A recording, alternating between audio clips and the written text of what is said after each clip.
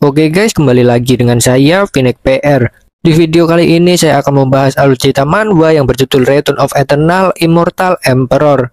MC dalam manhwa kali ini tentu sangatlah overpower dan pastinya keren, jadi tanpa perlu banyak basa-basi, kita langsung masuk saja ke pembahasannya. Cerita dibuka dengan seorang kaisar dinasti Shin bernama Yingsheng yang nyasar ke dunia modern.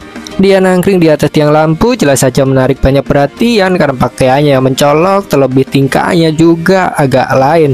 Yingsheng ini sendiri barulah kembali ke dunia manusia setelah 2000 tahun, sehingga begitulah dia tak menyangka bahwa daratan Huasua tempatnya tinggal akan berubah sangat drastis. Di masa lalu dia itu adalah seorang kaisar yang juga dikenal sebagai Shin Su Huang. Dia telah berlatih kultivasi di dunia immortal selama ribuan tahun sebelum kemudian kembali ke dunia manusia dan menjadi kaisar. Dan pada tahun 37 dinasti Shin dia tewas oleh suatu hal, namun dalam perjalanan hidupnya dia telah meminum ramuan keabadian yang dibuat oleh seorang bernama Sufu, sehingga itu memungkinkan jiwa sucinya untuk meninggalkan tubuh saat kematian dan kemudian menjelma sebagai naga dan naik ke alam surgawi yang ada di sisi lain dari langit berbintang, atau ya kata lainnya adalah alam immortal. Di sana dia terus melanjutkan kultivasinya hingga akhirnya setelah 2000 tahun berlalu dia berhasil meluaskan wilayah Shin di dunia immortal dan menyatukan seluruh wilayah di bawah kekuasaannya. Dan tak lama setelah itu pun dia berhasil membuat terobosan ke alam surgawi, namun iblis dari dunia lain kemudian datang menyerangnya.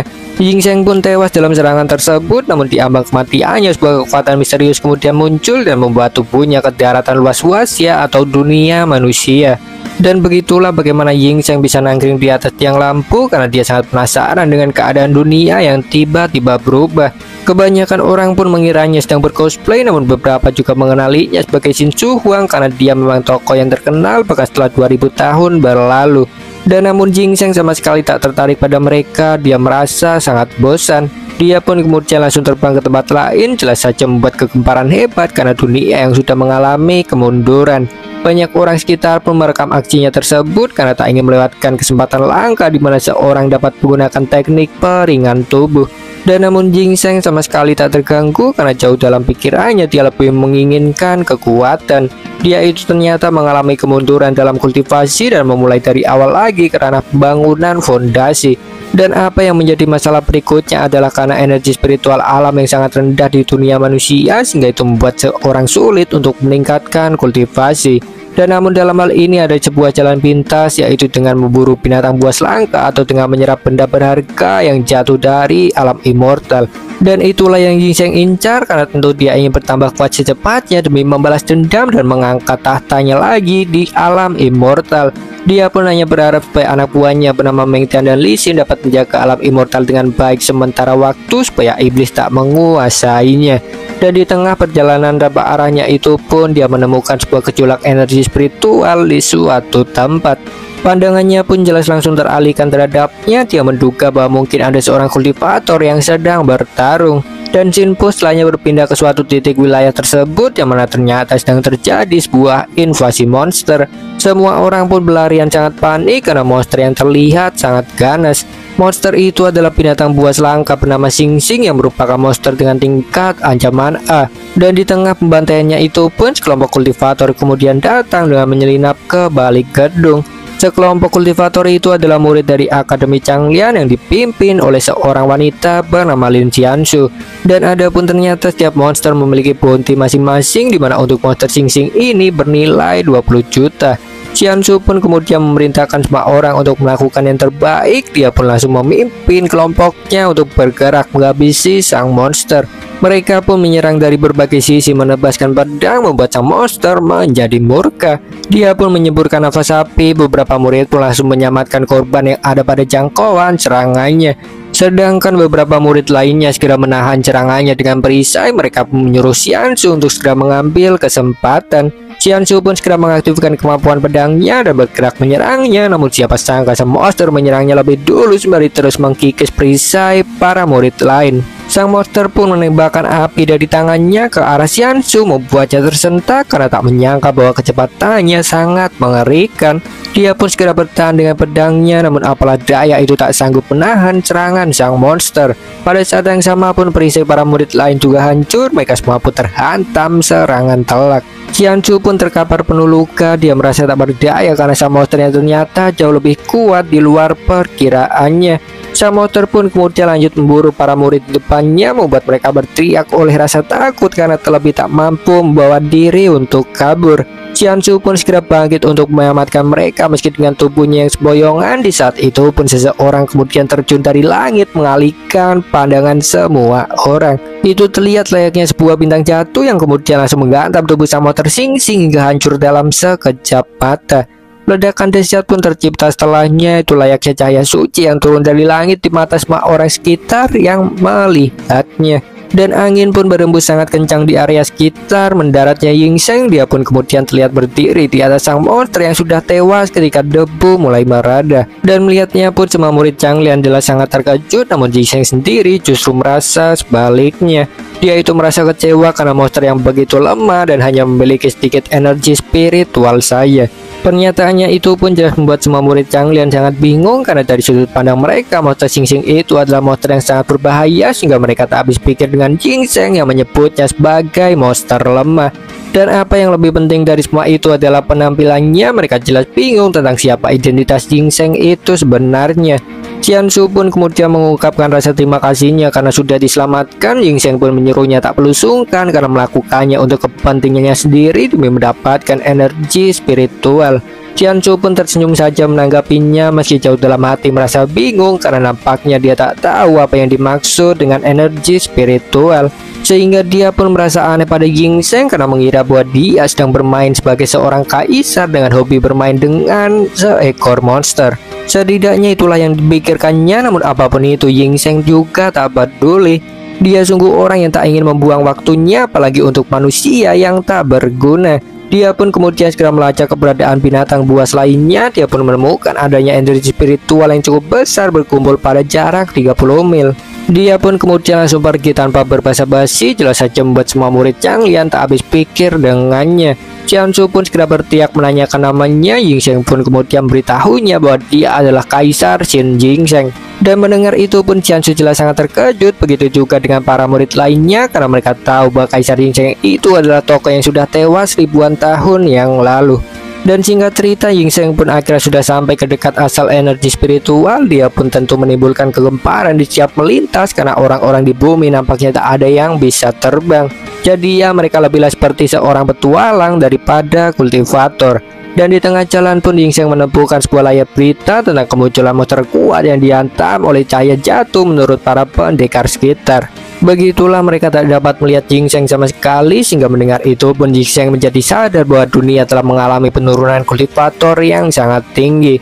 Sehingga oleh karena itu pun dia menjadi tergerak. Dia berniat untuk mengajari para anak muda untuk meningkatkan kultivasi setelah cukup pulih. Dia pun kemudian segera bergegas ke tempat tujuannya. Dia pun seperti sebelumnya menghasilkan gelombang kejut sangat kuat ketika mendarat. Kali ini dia terhenti di sebuah menara yang merupakan relik kuno penyegel iblis. Begitulah itu sumber energi spiritual yang dirasakannya. Melihat bentuknya itu pun Ying Sheng langsung sadar bahwa itu pasti penjara pengekang iblis karena ada banyaknya rantai di sekitarnya. Ying Sheng pun kemudian langsung bergerak tanpa pikir panjang. Setelahnya dia pun melepaskan angin sangat kuat untuk menghancurkan rantai yang menyegel menara. Kekuatan spiritual sosok di dalamnya pun meledak sangat kuat. Ying Sheng pun segera bertahan dengan perisai. Saat berikutnya pun menara itu hancur dalam sekejap. Sosok di dalamnya pun terlihat tertawa sangat puas. Sosok itu sendiri ternyata adalah iblis Night Infant atau ya seperti naga berkepala 9. Naga itu pun kemudian mengucapkan terima kasih pada Ying Sheng karena telah menyelamatkannya. Dia pun kemudian menawarinya untuk menjadi pelayannya demi menaklukkan dunia. Dan namun tentu saja Ying Sheng langsung menolaknya. Ying Sheng pun menegaskan bahwa dia itu hanya cocok untuk menjadi makanannya. Sang naga pun bahkan sampai bingung dibuatnya. Otaknya pun agak ngelek karena tak menyangka seorang manusia berani berkata seperti itu di depannya. Dan seketika itu pun sang naga jelas murka. Dia pun menyuruh Ying Sheng segera bersiap menghadapi amarahnya karena telah berani menolak kebaikan yang diberikan. Dan namun siapa sangka tepat sesaat setelahnya serangan kemudian datang melewati Ying Sheng dan menghantam tubuh sang naga. Itu jelas saja membuatnya semakin murka. Dia pun berteriak bertanya siapa yang berani melakukannya. Dan sekelompok orang pun kemudian muncul. Mereka adalah sekelompok orang dari Akademi Changlian yang dipimpin langsung oleh sang master yang bernama Mu Rongyu. Dia pun langsung menyuruh Ying Sheng segera menyingkir, memintanya menyerahkan saja sang naga kepadanya. Sang naga pun menjadi tak terima karena merasa diremehkan olehnya. Dia pun menegaskan bahwa dirinya itu adalah Raja Iblis kuno. Dia pun berteriak menghasilkan hembusan angin sangat kuat. Murong pun segera menahannya dengan pedang. Dia pun lanjut memimpin kelompoknya untuk maju menyerang sang naga. Namun siapa sangka pergerakan mereka itu sangatlah lambat jika dibandingkan dengannya. Mereka pun berakhir terhantam semburan secara langsung. Melihat itu pun Ying Sheng sungguh merasa kecewa karena kultivator zaman sekarang yang sangat rapuh. Murong pun jelas sangat panik secara alami. Namun di saat yang sama dia juga tak ingin menyerah karena tahu bahwa iblis itu adalah iblis yang sangat berbahaya. Dia pun memaksakan diri untuk tetap berjuang, dan namun siapa sangka para anak buahnya kemudian langsung kabur meninggalkannya. Melihat itu pun sang naga bahkan sampai tertawa. Dia pun kemudian bertanya pada Murong apakah masih berani menghadapinya meski entah didengar atau tidak. Menanggapi itu pun Murong hanya terdiam, jadi anggap saja dia itu berbicara dalam hati. Dan sementara itu pun Ying Sheng akhirnya bergerak memanggil senjata miliknya. Sebuah bola berbalut aura gelap pun kemudian muncul dari tangannya, memunculkan sebuah pedang bernama Dingxin. Itu adalah pedang terkuat miliknya yang dapat menembus apapun. Sang naga pun bahkan sampai panik hanya dengan merasakan kekuatannya saja. Nafasnya pun terasa sangat sesak. Dia pun kemudian langsung menargetkan Ying Sheng lebih dulu karena merasa sangat berbahaya. Dan namun Ying Sheng kemudian melepaskan kekuatan pedangnya lebih dulu yang bernama teknik pedang Shin, seni pelahap jiwa. Ribuan pedang cahaya pun kemudian turun dari langit menghujani sang naga yang jelas sangat terkejut karena tahu bahwa itu merupakan teknik kuno yang sudah lama menghilang. Dan begitu juga Murong pun juga memiliki pikiran yang sama. Dia pun mulai menduga apakah mungkin Ying Sheng itu adalah seorang dari dunia kuno. Sang naga yang terdesak pun mulai kehabisan akal karena dia sadar bahwa tak mungkin dapat bertahan lebih lama bila serangan terus berlanjut. Sehingga dia pun langsung menggunakan pilihan terakhirnya. Dia pun berubah ke bentuk humanoidnya. Sinar sangat terang pun menyinari tubuhnya dalam proses. Siapa sangka dia itu sejatinya adalah seorang wanita. Dia pun kemudian mencoba menggoda Ying Sheng. Dia pun memintanya untuk langsung datang saja kepadanya. Bila memang menginginkan kekuatan spiritual, dia juga berjanji akan menunjukkan alam rahasia yang memiliki banyak energi spiritual. Ying Sheng pun kemudian langsung menaruh tangannya tepat di kepalanya untuk mengancam. Dia pun bertanya padanya apakah mencoba menipunya karena tahu bahwa tak ada banyak alam rahasia di dunia manusia. Dia pun menegaskan pada sang gadis naga bahwa nyerapnya langsung itu jauhlah lebih pasti. Sang gadis naga pun segera memohon ampunan. Dia pun langsung memeluk kaki Ying Sheng. Dia pun berjanji akan menunjukkan ketulusannya, bahkan rela untuk menjalin kontrak budak. Ying Sheng pun terdiam sejenak memikirkan tawarannya karena jika dipikir-pikir memiliki tunggangan naga jugalah tak buruk. Sehingga dia pun menyetujuinya. Dia pun kemudian mengaktifkan mantra budak untuk mengikat sang gadis naga. Dia pun memperingatnya bahwa itu akan mengutuk jiwa tentaraannya bila sampai berani berbohong apalagi berkhianat. Mendengar itu entah mengapa sang gadis naga nampak menyesal. Dia mengatakan seperti telah membuat kesalahan yang entah apa maksudnya. Dan namun bagaimanapun kontrak budak sudah terjalin, jadi dia tentu tak bisa melakukan apapun. Dan sementara itu pun melihat itu Murong jelas sangat terkejut. Dia tak menyangka bahwa Ying Sheng tak hanya mampu menggunakan teknik kuno, melainkan juga menaklukkan seorang naga dengan begitu mudah. Dia pun menjadi kagum secara alami karena dari sudut pandangnya Ying Sheng itu adalah layaknya seorang dengan kekuatan tertinggi yang luar biasa. Dia pun kemudian mencoba mendekati Ying Sheng. Dia pun memperkenalkan dirinya dan kemudian memintanya untuk memberitahu namanya. Dan namun siapa sangka Ying Sheng justru memarahinya karena berani datang dalam baju robek yang tak sopan. Murong pun terkejut dibuatnya. Ying Sheng pun kemudian mengaktifkan sebuah teknik untuk memperbaiki pakaiannya. Dan begitulah itu sungguh bekerja. Ketika itu pun pakaian Murong kembali seperti semula. Ying Sheng pun kemudian memperkenalkan dirinya. Dia juga memberitahu bahwa tujuannya adalah untuk mengumpulkan energi spiritual. Mendengar nama itu pun baik sang gadis naga dan Murong sangat terkejut karena keduanya tahu bahwa Ying Sheng itu adalah nama kaisar dinasti Shin pada ribuan tahun yang lalu. Dalam hal ini pun keduanya tentu tak percaya begitu saja karena penampilan Ginseng yang begitu muda. Namun apapun itu juga Murong tak peduli. Dia pun kemudian mengundang Ginseng untuk datang ke akademinya demi menjalin hubungan baik. Ginseng sendiri melihat itu sebagai kesempatan untuk belajar manusia zaman sekarang, sehingga dia pun kemudian menyetujuinya, bahkan memintanya untuk langsung bergegas sekarang juga. Waktu pun cepat berlalu, Ginseng akhirnya sampai ke Akademi Bela Diri Changlian. Dia dengan cepat menjadi pusat perhatian karena pakaiannya yang layaknya orang kuno, terlebih sang gadis naga juga tak kalah anehnya. Dan ngomong-ngomong, Nine Infant ini juga bisa disebut sebagai Jiuying, jadi kita akan panggil saja dia dengan Jiuying. Mereka pun masuk ke dalam akademi, membuat semua murid menjadi bingung tentang siapa yang bersama kepala akademi. Master Murong pun kemudian memperkenalkannya sebagai senior Ginseng yang telah mengalahkan Raja Iblis kuno Nine Infant. Dia meminta semua murid untuk menunjukkan rasa hormat padanya, sementara keterkejutan diiringi rasa kagum jelas terlukis di wajah para murid karena nama itu sama dengan nama kaisar masa lalu. Terlebih wajahnya juga tampan sehingga jelas saja para wanita terpana melihatnya. Dan di tengah keributan itu pun Xianxu kemudian datang untuk melaporkan kejadian pada Master Murong. Dan seketika itu pun dia jelas sangat terkejut melihat Ginseng. Dia pun bertanya padanya, bukankah orang yang membunuh monster Xing Xing dan mengaku diri sebagai Kaisar Ginseng. Semua murid pun jelas makin terkejut mendengarnya, juga semakin kagum. Banyak murid pria pun langsung berlutut memohon untuk diangkat sebagai murid. Ginseng pun menyuruh mereka untuk segera bangun. Dia pun mengatakan bahwa tak pernah memaksa siapapun berlutut saat menjadi seorang kaisar. Dia pun menegaskan bahwa formalitas sudah diperlukan lagi di dunia yang sudah berkembang. Dan namun nampaknya dalam hal ini tak ada yang menganggapnya serius ketika mengatakan adalah mantan kaisar. Mengesampingkan itu pun Master Murong kemudian menyuruh Xianxu untuk mengantar Ginseng ke penginapan terbaik. Xianxu pun menurut saja meski jauh dalam hati merasa agak takut mengingat Ginseng merupakan seorang yang sangat kuat. Dan singkat cerita, waktu pun cepat berlalu. Xianxu kemudian mengantarkan Ginseng ke sebuah villa seusai melihat-lihat akademi. Dia menjelaskan bahwa villa itu merupakan tempat terbaik dengan area mencakup 1000 meter persegi. Xianxu pun kemudian juga mengantarkannya masuk ke dalam. Dia pun memperkenalkan ruangan di dalamnya.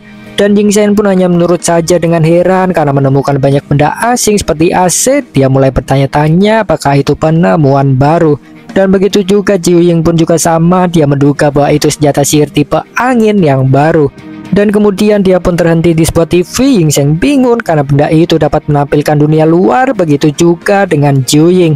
Dan melihat itu pun Xianxu jelas mulai pusing. Dia sungguh tak habis pikir pada Ginseng yang lebih tahu tentang kultivasi dibandingkan pengetahuan dasar. Dia pun mulai bertanya-tanya apakah Ginseng itu benar seorang leluhur dari zaman kuno, meski juga tak menanyakannya secara langsung. Dia pun kemudian hanya memberitahu Ginseng tiba-tiba bahwa mengalami hambatan dalam kultivasinya dan tak bisa menembus ranah lebih tinggi dari alam warrior. Dia pun meminta saran untuk itu. Ginseng kemudian langsung menawarkan bantuan dengan mengalirkan kekuatannya ke dalam tubuhnya. Mendengar itu pun Xianxu jelas terkejut. Dia menjadi salah paham karena mengira maksud Ginseng adalah dengan begituan. Dia pun jelas langsung menolaknya hingga membuat Jiuying kesal padanya yang sangat narsis. Ginseng pun kemudian menjelaskan padanya bahwa bukan itu maksudnya, melainkan hanya mentransfer kekuatannya saja untuk membuka bakat kultivasi. Ginseng kemudian langsung melakukannya, membuat tubuh Xianxu bergejolak karena adanya energi spiritual sangat kuat yang memurnikan tubuhnya. Bakat kultivasinya pun ikut bangkit, itu memiliki bentuk jiwa layaknya kristal es suci. Dan melihat itu pun Ginseng sangat terkejut karena bentuk jiwa itu sangat mirip dengan permaisuri Zheng yang hidup bersamanya di masa lalu. Dan namun dalam hal ini adalah permaisuri dari kaisar sebelumnya, jadi dia itu adalah ibu kandung Ginseng. Memikirkannya itu pun Ginseng jelas menjadi bingung tentang mengapa bisa ada kebetulan semacam itu. Dia mulai menduga bila mungkin Xianxu itu adalah reinkarnasi dari ibunya. Dan sementara itu pun Xianxu sendiri masih terus mengalami gejolak tubuh yang mungkin agak menyakitkan hingga membuatnya menjerit. Dia pun akhirnya pingsan oleh tak sanggup lagi menahan besarnya kekuatan yang dihasilkan. Ginseng kemudian segera menangkapnya. Ginseng pun tak peduli lagi dengan apa yang terjadi karena terlepas dari Xianxu benar reinkarnasi ibunya atau bukan, kekuatan tubuh kristal es suci jelas merupakan hal baik yang mampu menuntunnya kekuatan yang besar.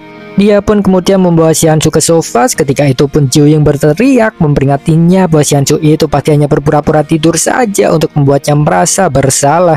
Dia nampaknya sedang cemburu, namun Ginseng juga tak peduli. Dia pun memberitahunya bahwa Xianxu memang tak bisa menahan tubuh es sucinya sehingga tak sadarkan diri.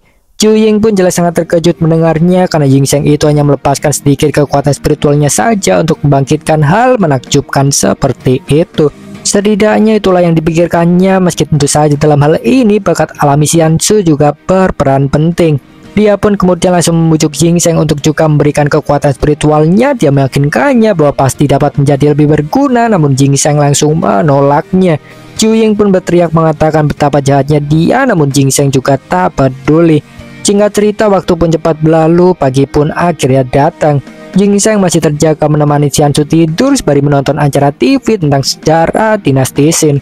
Pada dasarnya itu seperti dia sedang menonton dirinya sendiri. Dia pun merasa cukup senang karena generasi sekarang yang masih mengakuinya, karena terlebih ceritanya cukup akurat meski ada beberapa bagian yang di filler dan tak benar dialaminya. Dan setelah kematiannya terlihat seperti negara baru terlahir yang tidak lain bernama Cina, jadi mungkin sejarahnya sendiri agak mirip dengan sejarah Tiongkok di dunia nyata. Ying Sheng ini sendiri tak mengatakannya dengan jelas, namun itu tercermin dari keinginannya untuk bertemu dengan Kaisar Cina. Dan di tengah itu pun Zhu Ying kemudian datang mengantarkan sarapan dengan pakaian pelayan yang menggoda. Dan namun melihat itu, Ying Sheng justru emosi dibuatnya karena dia menyadari sesuatu. Dan benar saja Zhu Ying itu memang memiliki niatan tersembunyi. Siapa sangka dia telah menaruh obat tidur dalam makanannya. Dia itu ternyata benar sudah jatuh hati padanya, sehingga begitulah dia tak sabar lagi untuk bisa begituan dengannya. Ying Sheng yang menyadari itu pun kemudian langsung menolak. Dia menegaskan bahwa tak tertarik dengan makanan manusia. Zhu Ying pun kemudian meyakinkannya bahwa itu bukan makanan manusia biasa, melainkan makanan spesial yang telah dia persiapkan secara khusus.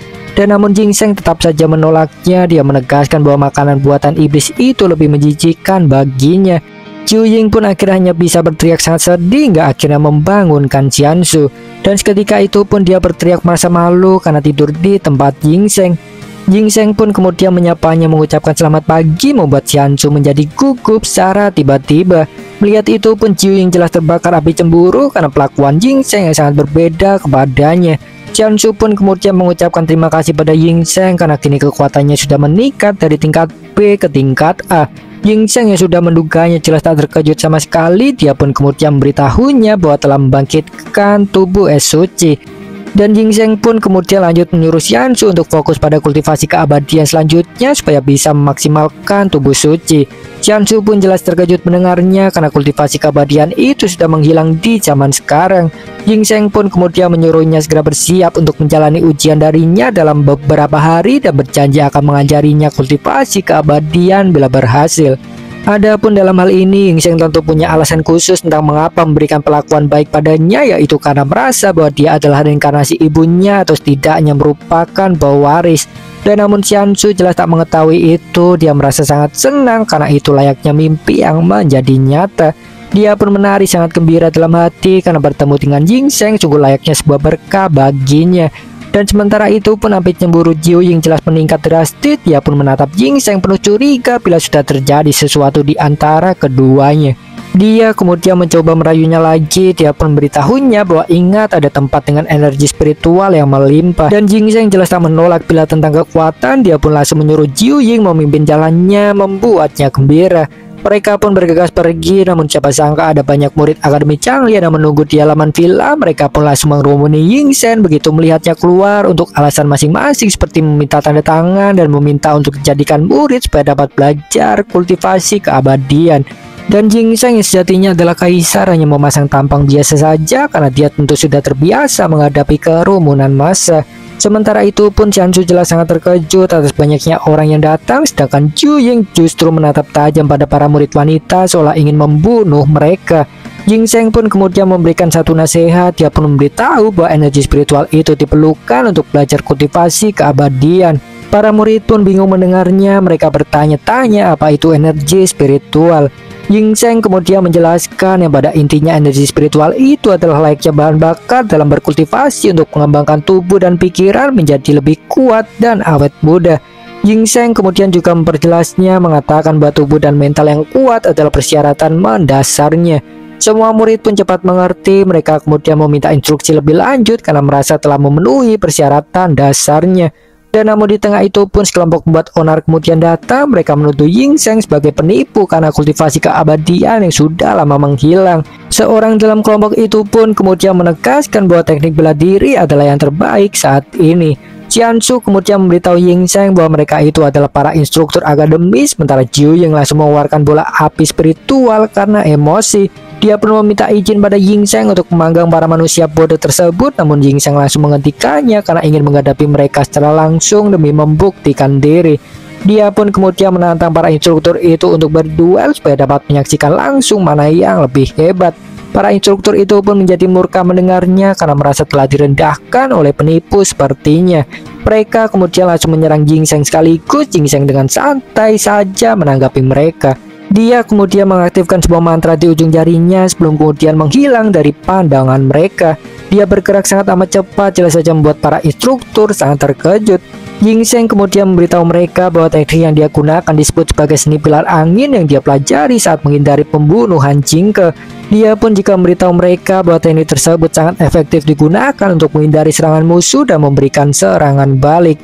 Juga kemudian memberitahu mereka bahwa telah menanamkan mantra pada mereka. Semua instruktur pun jelas sangat terkejut mendengar itu dan panik karena tiba-tiba tubuh mereka tak dapat bergerak meski Ying Sheng nyaris tak melakukan apapun. Setidaknya begitulah sudut pandang mereka. Seseorang pun kemudian meyakinkan diri bahwa pasti itu hanyalah sihir belaka. Ying Sheng kemudian memperingatinya bahwa memaksa bergerak hanya akan menambah rasa sakit. Dia pun menyarankan padanya untuk menyerah saja. Dan namun seorang instruktur itu tak mengindahkan peringatan Ying Sheng. Tulang rusuknya pun terbelah oleh karena memaksa bergerak. Dia pun berakhir terkapar tanpa nafas. Semua murid pun jelas sangat terkejut dan panik melihatnya yang layaknya orang mati. Namun di saat yang sama juga menjadi semakin kagum pada Ying Sheng. Oleh karena itu pun para murid menjadi tak peduli lagi pada sang instruktur. Mereka pun bersorak untuk Ying Sheng yang sangat luar biasa. Jiu Ying tertawa atas masternya yang sangat keren tersebut, sedangkan Xiansu hanya terdiam atas kebodohan instrukturnya yang tak dapat menyadari perbedaan kekuatan. Dan tak lama setelahnya pun Master Murong kemudian datang. Karena mendengar keributan, dia pun langsung memarahi para instruktur yang berani menantang Ying Sheng. Dia kemudian menegaskan sekali lagi pada semua orang untuk menghormati Ying Sheng. Kedua master tersisa pun segera meminta maaf dan mengaku salah, baik pada Master Murong juga kepada Ying Sheng. Ying Sheng pun tak mempermasalahkannya. Dia menjelaskan bahwa hanya sedang memberikan pelajaran saja sebagai leluhur sembari melepaskan mantra pada tubuh mereka. Keduanya pun segera bersujud berterima kasih setelahnya. Sementara petugas medis kemudian membawa seorang instruktur yang lainnya. Ying Sheng kemudian mengeluarkan sebuah gulungan. Dia memberitahu semua orang bahwa itu berisi cara dasar membangkitkan energi spiritual seseorang. Dia pun kemudian memberikannya pada Master Murong untuk diajarkan pada para murid dan kemudian menyatakan akan mengajar yang berhasil mempelajarinya lebih lanjut. Semua murid pun bersorak mengucapkan terima kasih. Mereka berjanji akan belajar dengan sungguh-sungguh supaya tak mengecewakan. Dan di tengah itu pun Jiu Ying mulai berulah lagi. Dia kemudian mengajak Ying Sheng untuk pergi dengannya ke alam rahasia sembari memposisikan tubuhnya sebagai tunggangan. Dan namun melihat itu Ying Sheng justru merasa kesal padanya yang layaknya orang gila. Dia pun langsung memukulnya dengan kekuatan spiritual sembari menyuruhnya untuk melakukan dengan benar bila memang ingin menjadi tunggangan. Jiu Ying pun segera meminta maaf. Dia kemudian berubah ke wujud naganya. Ying Sheng kemudian naik ke atasnya. Dia rupanya juga mengajak Xiansu. Di tengah itu pun Master Murong kemudian mengambil kesempatan kabur untuk mempelajari gulungan pemberian Ying Sheng lebih dulu. Sementara para murid masih merasa takjub pada Ying Sheng yang dapat menunggangi seekor iblis naga kuno. Jin pun kemudian berfokus pada Master Murong yang sudah sampai di ruangannya. Dia pun langsung membaca isi gulungannya. Dia sendiri nampaknya sudah percaya bahwa Ying Sheng sungguh kaisar dari masa lalu. Jadi dia tentu tak ingin melewatkan satupun kata pemberiannya. Dan Jin pun setelahnya berpindah kembali ke sisi Ying Sheng yang sudah sampai di sebuah hutan tersembunyi yang berada 20 mil dari villa kediamannya. Di sana ada beberapa iblis pohon. Ying Sheng pun kemudian menyuruh Xiangsu untuk menghadapi mereka sekaligus untuk latihan. Dalam hal ini pun Ying Sheng itu sudah memberinya petunjuk. Xiangsu kini dapat menggunakan teknik spiritual untuk membukukan semua musuh. Begitulah latihan berjalan sangat lancar. Ying Sheng kemudian memujinya karena dapat mengendalikan energi spiritual dengan lancar. Sementara Jiu Ying mulai memanggang ayam lagi. Xiansu pun mulai menjadi salah tingkah oleh pujian Ying Sheng. Dia menjadi malu dengan sendirinya.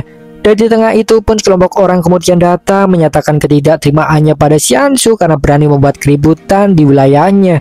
Sekelompok orang itu dipimpin oleh seorang bernama Lu Bu yang merupakan murid Akademi Bela Diri Xiangxiang.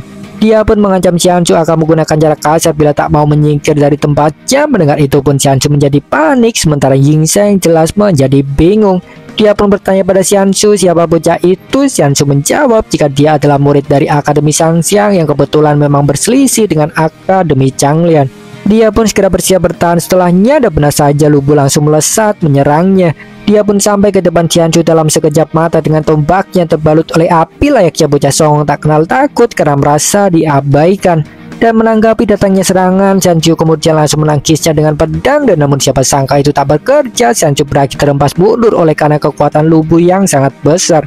Haha, kau bukanlah apa-apa sejak aku diangkat menjadi jenderal dari Wenhou. Ketika aku sendiri menghadapi Guan Yu dan Zhang Fei, teriak Lu Bu dengan sangat percaya diri seolah sangat memandang rendah Xianzhu.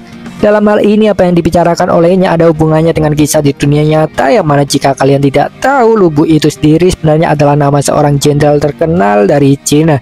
Lu Bu ini tuh merupakan seorang jenderal paling overpowered di zamannya, yang ternyata juga merupakan bagian kisah dalam cerita manhwa kali ini yang mengambil latar sesuai dengan sejarah asli negaranya. Dan mendengar teriakannya itu pun Xianzhu menjadi bingung tentang apakah Lu Bu itu memang benar rekan rahasia dari jenderal Lu Bu yang terkenal di masa lalu. Dia sebenarnya merasa ragu akan hal tersebut, namun satu sisi dia juga tak dapat mengabaikan fakta di mana kekuatan Lu Bu memanglah sangat kuat layaknya seorang petualang kelas S. Dan melihat Xianzhu yang nampak kewalahan, Zhu Ying pun menggodanya dengan bertanya apakah butuh bantuan, namun Xianzhu langsung menyuruhnya untuk diam. Di tengah itu pun Ying Sheng kemudian angkat bicara memberikan nasihat pada Xianzhu supaya lebih mengandalkan kekuatan spiritual daripada kemampuan seni bela diri saat menghadapi musuh dengan kemampuan yang lebih tinggi. Juga menasihatinya untuk jangan sampai termakan amarah dan selalu menjaga ketenangan, apalagi saat melawan musuh dengan senjata besar yang memiliki daya hancur sangat tinggi.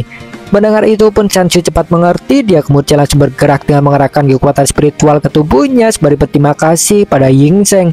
Dalam sekejap mata dia pun sampai ke depan Lu Bu, membuatnya sangat terkejut atas pergerakannya yang sangat cepat hingga dapat menghindari serangan tombaknya dengan mudah.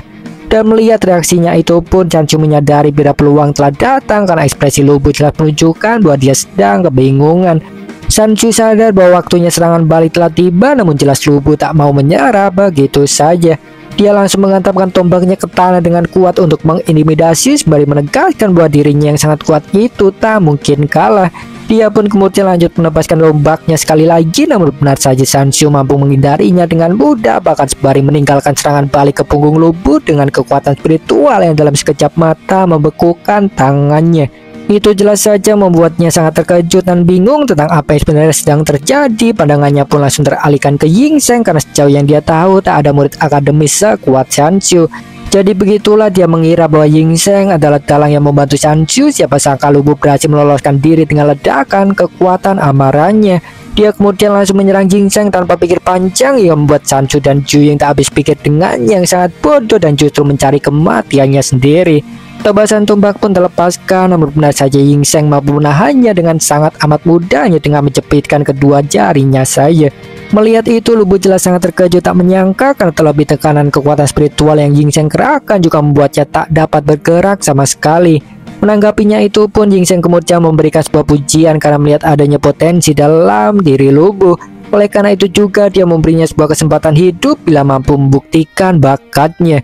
Ying Sheng kemudian lanjut menembakkan sebuah gelombang spiritual mengebaskan Lu Bu hingga akhirnya dia menghantam sebuah bebatuan. Tubuhnya terkapar penuh luka, jelas saja dia langsung sadar bahwa Ying Sheng itu bukanlah orang biasa melalui kekuatannya. Dan di tengah kebingungannya itu pun para anak buahnya kemudian teringat bahwa pernah melihat wajah Ying Sheng di TV dan kemudian langsung memberitahu Lu Bu hal tersebut. Jelas membuatnya terkejut dan panik. Dia juga menjadi marah dengan dirinya hingga langsung menendang kedua anak buahnya itu karena tak memberitahunya lebih awal. Lu Bu yang sudah sadar akan posisinya kemudian langsung bersujud meminta maaf pada Ying Sheng. Dia memperkenalkan dirinya sebagai Jenderal Han yang telah bereinkarnasi. Mendengar itu pun Ying Sheng agak bingung karena tentu saja keduanya berasal dari generasi yang berbeda dan memang tak saling mengenal satu sama lain. Jadi dalam hal ini bisa dibilang Ying Sheng itu agak kecewa karena menemukan seorang jenderal asing yang bukan dari generasinya. Dia kemudian meminta Lu Bu menjelaskan apa itu dinasti Han. Lu Bu kemudian menjawab bahwa itu merupakan dinasti baru setelah dinasti Xin. Dia juga menjilat dengan mengatakan bahwa dirinya itu hanyalah jenderal biasa yang tak ada apa-apanya dibanding dengannya. Adapun dalam hal ini tuh Lubu memanggil Yingzheng dengan yang mulia, jadi sepertinya dia sudah tahu bahwa Yingzheng itu memang benar adalah kaisar pertama di daratan Cina. Dan mengesampingkan itu, Yingzheng kemudian memberinya sebuah nasihat karena terlalu sibuk bertarung dan mencari masalah meski memiliki reputasi sebagai jenderal besar di masa lalu. Menanggapi itu pun Lubu setuju saja tanpa membantah dan membalas dengan sebuah pepatah yang mengatakan bahwa jika ada 3 di antara manusia pasti akan selalu ada yang lebih berguna. Atau ya itu mungkin seperti kata lain dari selalu ada langit di atas langit yang menyeratkan bahwa seseorang harus selalu bekerja keras. Setelahnya Lubu pun kemudian lanjut menyatakan kesetiaannya. Dia meminta Yingzheng untuk mengangkatnya menjadi seorang jenderal. Dia berjanji akan melakukan yang terbaik, namun siapa sangka Yingzheng langsung menolaknya.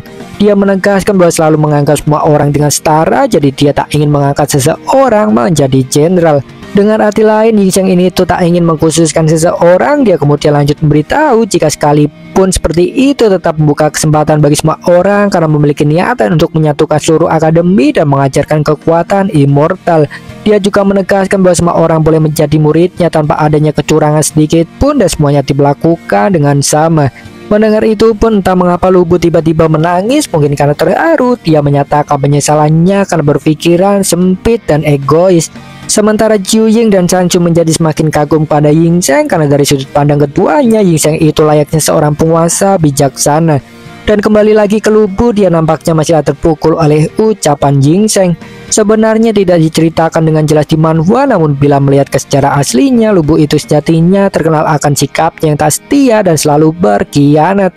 Dia itu bahkan tak segan membunuh orang tua angkatnya sendiri untuk berpindah kubu. Jadi melihat Yingzheng yang sangat bijaksana, mungkin hatinya tersentuh dan merasa gagal selama hidupnya. Sehingga oleh karena itu pun dia bersujud dengan tulus, beri menyatakan bahwa akan selalu mengikutinya dan melayaninya seumur hidup. Mendengar itu pun Yingzheng tersenyum saja karena nampaknya dia melihat tekad dan potensi yang kuat. Dia kemudian menyuruh Lubu untuk menunjukkan saja kesetiaannya itu dengan berkultivasi. Setelah menunjukkan potensi dan Lubu menerimanya dengan senang hati sembari berterima kasih atas kesempatan yang diberikan. Sementara itu San Chu hanya terdiam melihatnya dengan rasa percaya dalam hati bahwa Yingzheng pasti mampu mengembangkan potensi semua murid dan membuat daratan Cina untuk mencapai kekuatan yang jauh lebih besar. Singkat cerita, waktu pun cepat berlalu. 3 hari setelahnya, Akademi Changlian dan Akademi Shangxian menjalin hubungan kerjasama. Keduanya bergabung menjadi satu sebagai sekte Shin untuk berfokus pada kultivasi immortal di bawah pimpinan Yingzheng. Dan benar saja dalam hal ini Xian Shu tetap saja mendapatkan posisi khusus sebagai murid utama yang memimpin para murid lain dalam belajar kultivasi immortal. Perkembangan sekte Shin ini tentu juga menarik banyak perhatian di saat yang sama hingga akhirnya Asosiasi Bela Diri mengadakan pertemuan penting di markas besar mereka. Rapat itu dipimpin langsung oleh Ketua Asosiasi Bela Diri yang bernama Baisu dengan fokus topik yaitu tentu saja adalah sekte Shin. Seperti biasa kita akan persingkat saja diskusinya, yang mana pada intinya banyak anggota Asosiasi Bela Diri yang menentang sekte Shin yang mengembangkan kultivasi karena tak sejalan dengan bela diri. Ada juga alasan lain seperti karena Yingzheng yang menolak bergabung dalam asosiasi seni bela diri sehingga merasa tak terima dan ingin menghapus sekte Shin. Kurang lebih begitulah inti diskusinya, yang mana semua itu ditentang langsung oleh Baisu karena merasa bahwa bekerja sama dengan sekte Shin jauh lebih baik. Dia kemudian menunjukkan sebuah rekaman video pertarungan Yingzheng kepada semua anggota sembari menegaskan bahwa Yingzheng itu bukanlah seorang yang bisa dilawan. Semua anggota asosiasi pun terdiam melihat itu karena saking terkejutnya, dan pada saat yang sama pun seseorang kemudian datang melaporkan keadaan darurat. Seseorang itu memberitahu bahwa kelompok besar monster telah muncul dan sedang menyebabkan kekacauan besar di bagian timur kota. Mendengar itu pun Baisu kemudian langsung mengambil keputusan. Dia membatalkan rapat dan meminta semua anggota asosiasi untuk segera bergegas ke bagian timur kota demi mengatasi invasi para monster. Semua anggota pun setuju saja. Setelahnya pun Shin berpindah ke sisi timur kota, yang mana benar saja sudah dalam keadaan sangat kacau. Monster sudah menyerang dari segala arah, jelas menimbulkan kepanikan luar biasa. Pihak media setempat sudah menginformasikan invasi melalui tayangan televisi, namun tetap saja itu tak mengubah keadaan. Tak lama setelah kekacauan itu pun para murid sekte Shin kemudian datang dan langsung membantai para monster itu. Di antara para murid, Lubu adalah yang paling bersemangat karena dia merasa sangat puas atas peningkatannya setelah mempelajari kultivasi immortal. Dia menyerang dengan babi buta bahkan sampai lupa bahwa rekannya ikut terdampak oleh serangannya. Dan beralih ke sisi lain, kepanikan tentu masih terasa di masyarakat biasa. Semua orang berlarian panik oleh karena banyaknya monster mengejar, dan saat itu sebuah tombak es kemudian muncul dari bawah tanah melenyapkan para monster. Dan benar saja itu tak lain dilepaskan oleh Shanxu yang kemudian langsung berteriak meminta semua warga untuk tetap tenang dan mengungsi ke tempat aman. Dan dia pun kemudian langsung bergerak ke tempat lainnya setelahnya tanpa membuang waktu sedikit pun demi menyelamatkan masyarakat yang lain. Dan Shin pun kemudian berpindah lagi ke pusat kota di mana terlihat adanya banyak energi spiritual terkumpul ke suatu titik.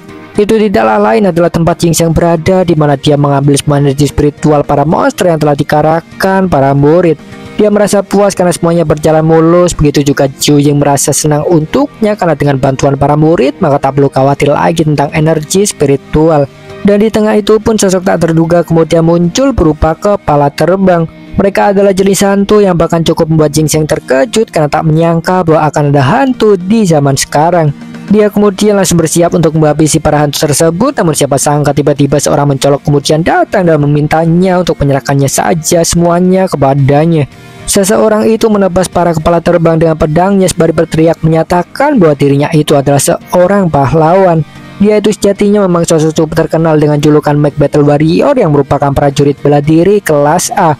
Seorang itu dengan percaya dirinya kemudian pamer di depan Jing Cheng mengatakan bahwa seni bela diri itu jauh lebih unggul dari kultivasi. Dan menanggapi kebodohannya itu pun Jing Cheng hanya terdiam saja karena bahkan seorang itu tak sadar bahwa ada sosok hantu yang lebih besar muncul di belakangnya. Sosok kepala hantu itu kemudian langsung menggigit kepala seseorang tersebut, mengakhiri kisah pahlawan konyolnya. Melihat itu pun Jing Cheng akhirnya turun tangan. Dia kemudian mengeluarkan sesuatu yang bernama tablet batu langya. Itu adalah sebuah tablet batu khusus yang memiliki ukiran pencapaian dari dinasti Shin yang dapat menekan seluruh iblis untuk selamanya. Jing Cheng kemudian langsung menghantamkan tablet batu itu ke hantu kepala, menghasilkan gelombang kejut yang sangat luar biasa. Energi spiritual yang terpancar bersinar sangat mencolok saat mengundang perhatian seluruh orang di sekitar.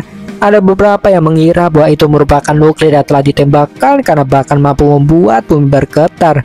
Dan namun tentu saja ada beberapa yang menyadari apa yang sebenarnya terjadi, seperti contohnya adalah Lu Bu yang langsung tahu bahwa itu pasti Jing Cheng yang telah bertindak. Dan kemudian juga seorang sosok tak terduga yang berpakaian layaknya jenderal masa lalu. Dia langsung tahu bahwa kekuatan besar itu berasal dari Kaisar Jing Cheng karena benar saja dia merupakan seorang jenderal kenalannya yang bernama Meng Tian. Dia melakukan perjalanan melewati dimensi, jadi begitulah dia merasa senang karena akhirnya menemukan Jing Cheng. Dan Shin setelahnya berpindah ke lokasi kejadian di mana pembawa berita sedang mencoba mendekat ke tempat Jing Cheng untuk mengambil video. Pembawa berita itu mengambil tayangan Jing Cheng dan melaporkannya sebagai reinkarnasi kaisar kuno yang memimpin sekte Shin mengatasi invasi monster. Sementara itu Jing Cheng masih acuh tak acuh karena dia sedang sibuk memanen energi spiritual yang jumlahnya jauh lebih besar dari perkiraannya. Dan di tengah itu pun Lu Bu tiba-tiba datang dengan motor Ducati mengejutkan para pembawa berita karena asiknya yang mencolok. Para pembawa berita itu langsung beralih fokus padanya, namun siapa sangka Lu Bu langsung menghantam kamera para pembawa berita itu karena lupa cara mengerem motor. Begitulah dia masih bodoh seperti sebelumnya, dia kemudian langsung membuang motor tersebut karena tak bisa mengendarainya dengan benar. Dia kemudian mendatangi Jing Cheng untuk melaporkan bahwa invasi monster telah berhasil diatasi. Jing Cheng pun kemudian turun menyambutnya. Dia memuji Lu Bu atas kerja bagusnya. Dia kemudian lanjut mengelus kepala Lu Bu layaknya anak kecil, dan siapa sangka reputasi Lu Bu langsung hancur dalam sekejap karena dia justru tersipu malu oleh buayanya. Dan di tengah itu pun sebuah meteor kemudian jatuh secara tiba-tiba mengalihkan pandangan mereka. Lu Bu kemudian langsung bersiap mengambil posisi sembari memperingati Jing Cheng untuk berhati-hati karena mengira adanya musuh telah datang. Meteor itu pun kemudian menghantam tanah yang benar-benar saja itu tak lain merupakan gelombang spiritual yang Meng Tian keluarkan. Dia jelas sosok sangat kuat karena hanya tinggal pendaratannya saja menimbulkan gelombang angin yang luar biasa. Meng Tian kemudian langsung memberikan salam pada Jing Cheng dan langsung bersujud sembari memperkenalkan dirinya yang telah mencarinya dengan melewati dimensi dunia. Melihatnya itu pun Jing Cheng cukup terkejut. Dia kemudian langsung menyuruh Meng Tian segera bangkit, sementara Lu Bu merasa shock barat melihatnya. Dia sungguh sangat kecewa karena rupanya Jenderal Meng Tian itu juga salah satu sosok terkenal di masa lalu. Jadi begitulah dia merasa tak terima karena posisinya sebagai jenderal kesayangan langsung hilang dalam sekejap mata. Mengesampingkan itu, Ying Sheng kemudian bertanya pada Meng Tian tentang bagaimana keadaan di dunia immortal sekarang, yang mengartikan bahwa Meng Tian itu memang ikut bersamanya di dunia immortal. Jenderal Meng Tian pun kemudian menjawab, dia menjelaskan bahwa keadaan dunia immortal saat ini sudah sangat kacau setelah kepergiannya. Invasi iblis menjadi lebih intens hingga membuat pihak dinasti Qin di dunia immortal kewalahan. Banyak wilayah dinasti Qin sudah diambil alih oleh kekalahan perang hingga beberapa pihak juga memutuskan untuk berkhianat dan bergabung ke pasukan iblis. Kurang lebih begitulah keadaannya. Adapun bagaimana Jenderal Meng Tian memutuskan untuk turun ke dunia manusia adalah melalui diskusi dengan para jenderal lain. Meng Tian pun kemudian langsung pada intinya dia memohon pada Ying Sheng untuk segera kembali ke dunia immortal demi melawan invasi para iblis. Dan namun Ying Sheng kemudian langsung menolaknya karena kultivasinya saat ini masihlah belum cukup untuk pergi ke dunia immortal setelah mengalami kemunduran. Dia kemudian menjelaskan keadaannya bila perlu waktu untuk meningkatkan kultivasi lebih dulu, dan sekarang sudah mendirikan sebuah sekte Qin untuk membantu pengumpulan energi spiritual. Meng Tian pun cepat mengerti keadaannya. Dia kemudian bersujud menyatakan kebersediaannya dalam membantu. Dan begitu juga Lu Bu pun juga ikut-ikutan. Dia mengatakan bahwa akan membantu meski menurunkan statusnya sebagai high ranking dan tak lagi menyebut diri sebagai jenderal. Dan di tengah itu pun pihak asosiasi bela diri yang dipimpin Bai Shu akhirnya datang dan sampai tepat di depan Ying Sheng. Melihatnya itu pun Ying Sheng langsung sadar bahwa status orang-orang yang datang itu cukup tinggi, mungkin dilihat dari penampilannya. Sementara itu pun Bai Shu kemudian langsung memberikan hormat yang memperkenalkan dirinya sebagai ketua asosiasi seni bela diri. Dia mengajak Ying Sheng untuk bekerja sama, namun Lu Bu langsung menantangnya. Dia menegaskan bahwa kekuatan Ying Sheng itu terlalu besar untuk bekerjasama dengan seorang manusia biasa sepertinya. Sementara Meng Tian langsung mengambil sikap siaga karena mengidentifikasinya sebagai orang asing. Beberapa anggota asosiasi bela diri pun menjadi tak terima atas sikap bawahan Ying Sheng, dan seorang pun kemudian langsung menyerang mengabaikan peringatan Bai Shu sembari meminta rasa hormat. Mendengar itu pun Meng Tian juga ikut emosi karena dia tak terima seseorang biasa sepertinya berani berbicara kurang ajar. Meng Tian pun kemudian langsung menebaskan tombaknya, dan seketika itu pun dua penyerang dari asosiasi bela diri lenyap tanpa sisa. Melihat itu pun Bai Shu hanya terdiam sangat terkejut. Dia sungguh tak menyangka bahwa dua orang petualang rank A dapat dibunuh semudah itu. Dia langsung sadar akan posisinya. Dia sadar bahwa meminta kerjasama itu adalah suatu kebodohan. Sementara itu Lu Bu merasa kagum terhadap Meng Tian, meski sebenarnya Meng Tian sendiri juga mengalami kemunduran dalam kultivasi setelah perjalanan dimensi yang menunjukkan bahwa dia sebenarnya jauhlah lebih kuat. Bai Shu yang sudah sadar posisinya pun kemudian langsung bersujud meminta maaf karena tak mengenali gunung. Dia kemudian menawarkan informasi tentang alam rahasia surgawi sebagai permintaan maaf. Mendengar itu pun Ying Sheng cukup terkejut. Dia kemudian bertanya padanya apakah alam rahasia yang dimaksud adalah daratan Penglai atau mudahnya ya sebut saja daratan rahasia. Bai Shu menjawab itu benar. Dia kemudian menjelaskan bahwa baru kemarin alam rahasia surgawi baru telah muncul di laut bagian timur dan sebuah pulau timur bernama Pulau Ying. Ternyata orang-orang Pulau Ying ini jugalah yang telah mengirim monster untuk menguasai kota. Dan jadi singkatnya, orang-orang Pulau Ying itu memiliki niatan permusuhan. Mendengar itu pun Ying Sheng cepat mengerti. Ketika itu pun dia teringat bahwa dulu Pulau Ying hanyalah wilayah barbar saja. Sebuah misteri pun kemudian muncul karena Ying Sheng sempat menyebut Xu Fu sebagai dalang di balik kekuatan Pulau Ying. Dalam hal ini masihlah membingungkan karena di awal cerita kita diberitahu bahwa Xu Fu itu merupakan seorang yang membuat ramuan abadi untuk Ying Sheng. Dan namun dalam cerita aslinya Xu Fu itu sebenarnya gagal dalam memenuhi permintaan tersebut dan memang melarikan diri tanpa pernah kembali dengan alasan mencari bahan. Dan jadi bila dilihat dari cerita sekarang yang menunjukkan bahwa Ying Sheng memiliki kecurigaan pada Xu Fu, mungkin memang begitulah yang terjadi. Xu Fu melarikan diri setelah memberi ramuan pada Ying Sheng ke tempat yang disebut Pulau Ying. Mungkin begitulah keadaannya. Kita abaikan saja dulu karena memang masih belum jelas. Apapun itu, Ying Sheng jelas tak terlalu peduli karena dia jelas tak mungkin terima adanya niat pemusuhan dari pihak lain sebagai kaisar pertama Cina. Dia memutuskan untuk pergi menghabisi orang-orang Pulau Ying secara langsung juga demi mendapatkan kembali alam rahasia surgawi. Bai Shu pun berterima kasih untuk itu. Dia bersorak untuk Kaisar Ying Sheng sembari menyatakan keyakinannya bahwa ekspedisi pasti akan berjalan lancar bila dipimpin olehnya. Ying Sheng kemudian memerintahkan Meng Tian dan Jiu Ying untuk ikut bersamanya besok ke Pulau Ying serta mengajak Xianxu. Meng Tian pun menurut saja tanpa membantah, namun Jiu Ying langsung mengeluh karena Ying Sheng yang lagi-lagi juga mengajak Xianxu. Lu Bu yang juga ingin ikut kemudian memohon pada Ying Sheng untuk juga diajak, namun Ying Sheng langsung menolaknya dan menegaskan bahwa sudah memiliki keputusan. Dia kemudian meminta Lu Bu tetap tinggal demi memimpin para murid dalam menjaga kota bila ada invasi serangan monster. Lu Bu pun menurut saja menerima perintah karena jauh dalam hati dia menganggap itu sebagai sebuah kepercayaan untuknya. Dia kemudian meyakinkan Ying Sheng untuk tak perlu khawatir, dia berjanji pasti akan menjaga kota dengan baik tanpa membiarkan satupun monster lolos. Melihat itu pun Bai Shu hanya tersenyum saja karena jauh dalam hati dia merasa yakin bahwa keselamatan daratan Cina pasti akan terjamin dengan adanya Sekte Shin. Singkat cerita, waktu pun cepat berlalu. Shin pun setelahnya berpindah ke sisi timur kota dekat lautan. Di sana ada sangat banyak orang karena berita tentang Ying Sheng yang akan pergi melakukan ekspedisi ke Pulau Ying sudah menyebar luas. Dan seperti biasa, Xian Su masih tak habis pikir akan banyaknya orang, sementara Jiu Ying merasa biasa saja karena sudah menduga bahwa Ying Sheng pasti membuat banyak orang kagum.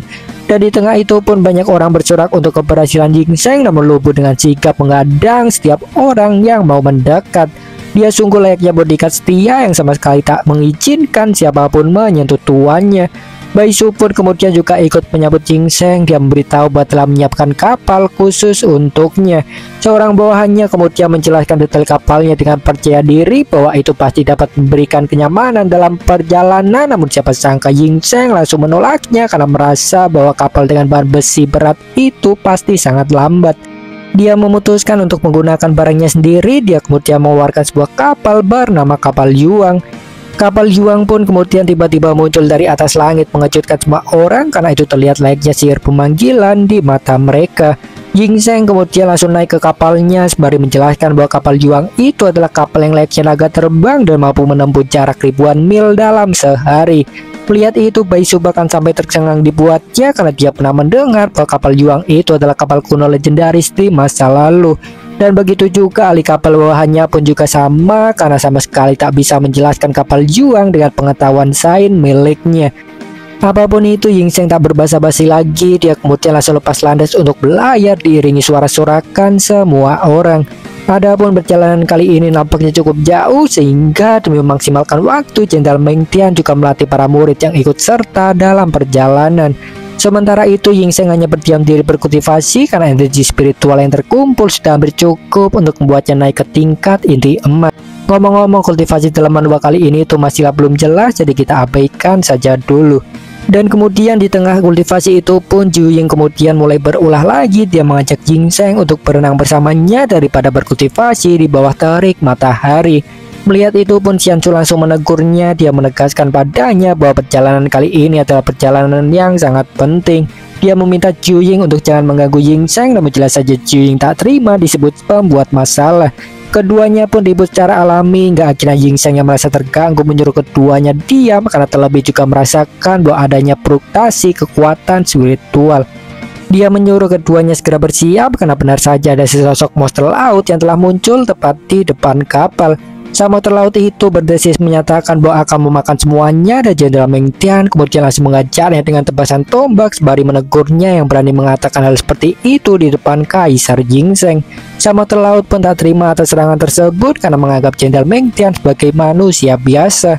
Dia menegaskan diri sebagai Raja Lautan, namun tentu saja Meng Tian tak peduli.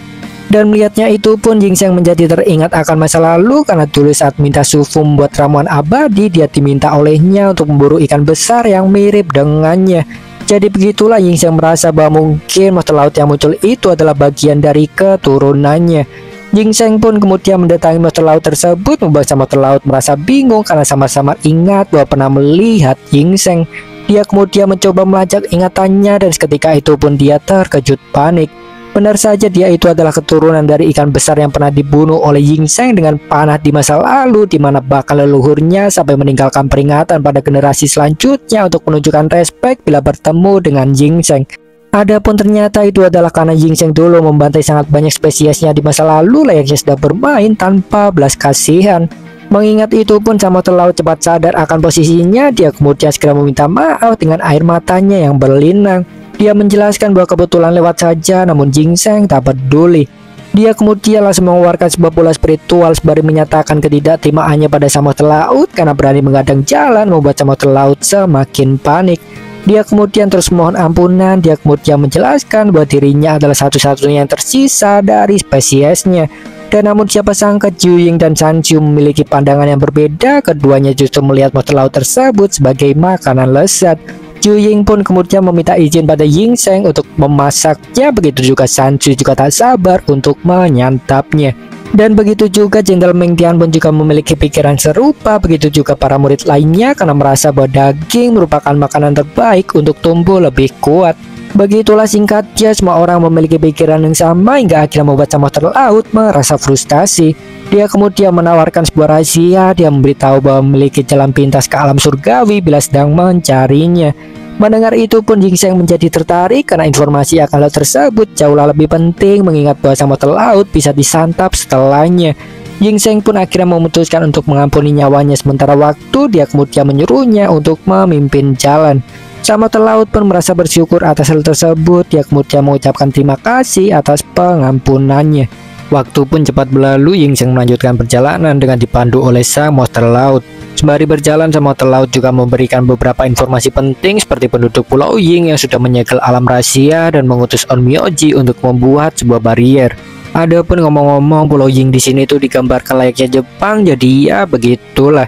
Sang monster laut kemudian melanjutkan. Dia memberitahu Ying Sheng bahwa bahkan monster sepertinya sekalipun tak bisa masuk sama sekali ke alam rahasia yang telah disegel. Mendengar itu, Ying Sheng cepat mengerti keadaannya, namun jelas saja dia masih merasa cukup percaya diri untuk menerobosnya. Tak lama waktu berlalu, mereka pun akhirnya sampai ke alam rahasia surgawi yang benar saja telah terselimuti oleh sebuah barier yang nampak cukup kuat.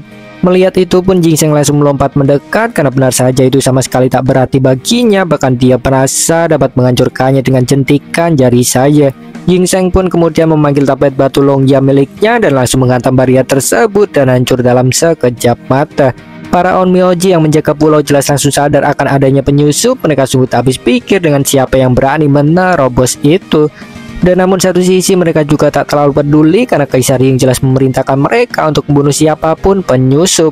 Mereka pun kemudian langsung memulai pergerakan. Begitu juga sebaliknya, Ying Sheng langsung mengutus semua anak buah dan muridnya untuk membunuh siapapun yang ada di Pulau Ying. Jenderal Meng Tian pun langsung melesat memimpin serangan dan disambut oleh teknik Yin Yang bernama pemotong angin ilahi. Menanggapi itu pun Jenderal Meng Tian berteriak menyatakan bahwa pejuang sepertinya tak mungkin dapat dihentikan dengan angin kecil seperti itu. Dia langsung membahas dengan mengerahkan kekuatan spiritual yang memunculkan roh harimau yang berhasil melenyapkan serangan angin sang On Myoji. Jenderal Meng Tian kemudian melepaskan serangan balik dengan tebasan tombak, namun siapa sangka sang On Myoji mampu menghindarinya. Keduanya pun terus bertarung dengan intens karena masing-masing memiliki harga diri untuk membela negaranya. Dan sementara itu di sisi lainnya, Zhu Ying dan Xian Shu melancarkan serangan gabungan. Keduanya mengamuk dengan menembakkan petir dan es, membuat pasukan On Myoji terporak-porandakan akan serangan yang luar biasa. Dan beralih ke sisi lainnya lagi, terlihat sang pimpinan On Myoji langsung menargetkan Ying Sheng karena sadar bahwa dia adalah pimpinan musuh. Dia menyatakan bahwa tak akan sungkan demi harga diri Pulau Ying. Dia juga menyatakan bahwa akan menggunakan semua kemampuan pelukis yang telah dia pelajari selama ratusan tahun. Sang On Myoji tersebut kemudian langsung memulai serangannya, sementara Ying Sheng hanya memperhatikan dengan diam karena penasaran tentang lukisan apa yang akan dibuatnya. Sang On Myoji pun akhirnya menyelesaikan lukisannya yang dia panggil sebagai Dewa King Kong. Dewa King Kong itu pun kemudian langsung menyerang Ying Sheng yang merasa sangat kecewa karena lukisan sang On Myoji yang bahkan sama sekali tak membuatnya tertarik. Ying Sheng kemudian langsung mengeluarkan sebuah bola spiritual menghadapi datangnya serangan yang kemudian memunculkan rantai pembelenggu. Tubuh sang Dewa King Kong itu pun dalam sekejap terjerat olehnya, membuatnya tak bisa bergerak, bahkan tak bisa bernafas. Melihat itu pun jelas saja sang On Myoji sangat terkejut. Dia sama sekali tak menyangka bahwa lukisannya akan ditangkap hanya dengan satu tangan saja. Dia mulai bingung tentang siapa sebenarnya Ying Sheng itu, namun semuanya juga sudah terlambat. Ying Sheng sendiri sudahlah melenyapkan lukisan Dewa King Kong miliknya dan kemudian menegaskan bahwa lukisan bodohnya itu sama sekali tak pantas untuknya. Sang On Myoji pun muntah darah sebagai efek luka dalam lenyapnya lukisan miliknya, sementara Ying Sheng kemudian langsung lanjut melepaskan serangan lain dengan pedangnya untuk sekaligus menunjukkan seni pemanggilan yang sebenarnya.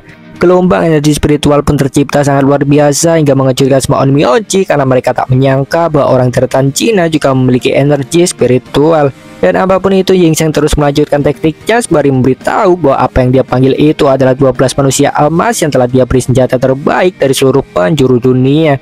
12 manusia emas pun kemudian muncul yang mana itu merupakan penjaga daratan Cina di masa lalu.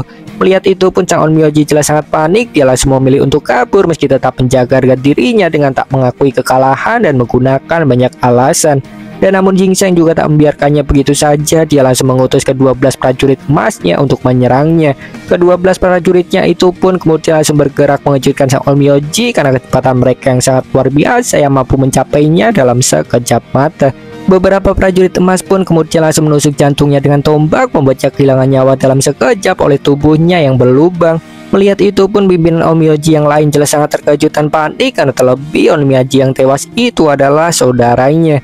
Dan namun sayangnya serangan sama sekali tak menunggunya. Beberapa prajurit emas milik Ginseng langsung menghujaninya dengan panah.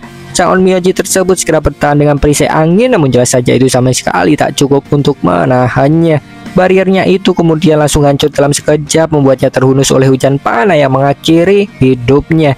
Dan di tengah itu pun Jenderal Mengtian tak memberi ampunan sama sekali. Dia kemudian melanjutkan dengan tebasan tombak untuk sepenuhnya memastikan kematian Sang Onmyoji. Begitulah pertarungan berakhir dengan singkat karena tepat di waktu yang sama baik Xianchu dan Zhu Ying juga telah berhasil membasmi semua Onmyoji yang lainnya. Ginseng pun kemudian lanjut menyelesaikan urusannya, yaitu untuk mengambil semua energi spiritual di alam surgawi rahasia. Dia pun melesat tinggi ke langit dan kemudian membuka nadi kaisar miliknya untuk menyerap semua energi spiritual. Semua itu pun terkumpul dalam waktu yang sangat cepat. Ginseng kemudian lanjut menggunakannya untuk berkultivasi. Tubuhnya pun kemudian bersinar sangat terang, menunjukkan keberhasilannya menerobos kerana inti emas dari tanah dasar pembangunan fondasi. Melihat itu pun semua murid merasa takjub. Xianchu kemudian bertanya pada Mengtian apakah itu cahaya yang ditunjukkan seorang yang berhasil menerobos. Mengtian pun menjawab itu benar, sementara gelombang energi spiritual yang Ginseng hasilkan masihlah terus berlanjut. Dalam hal ini memang ada alasan mengapa ada 5 warna yang terhasilkan, karena itu mewakili 5 elemen dasar. Semua murid pun kemudian bersorak atas keberhasilannya tersebut, juga untuk kejayaan daratan Cina di masa depan.